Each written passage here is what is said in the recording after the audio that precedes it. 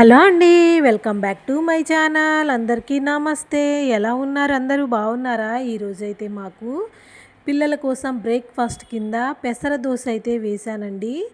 చాలా సింపుల్గా తేలిగ్గా వేసుకోవచ్చు. పెసలు, మినపప్పు, కొద్దిగా బియ్యం అనేది జస్ట్ అలా ఒక అరగిద్ద వరకు వేసుకున్నానమాట.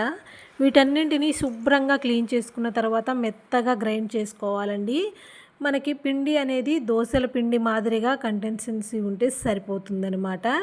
ఇక్కడైతే నేను దోసలు వేయటం స్టార్ట్ చేశానండి. నార్మల్గా అయితే మనకి దోసల్లోకి ఆనియన్ను అల్లం, పచ్చిమిర్చి అన్నీ వేసుకుంటే టేస్ట్ ఇంకా బాగుంటుంది. కాకపోతే నేను ఈరోజు పల్లీ చట్నీతో పాటు సాంబార్ అనేది కూడా రెడీ చేశాను అనమాట.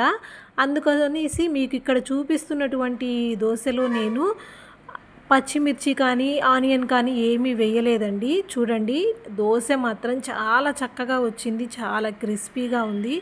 మీకు నచ్చినట్లయితే ఖచ్చితంగా ట్రై చేయండి. నేను వేసిన దోశ ఎలా అనిపించింది అనేది కామెంట్ చేయండి.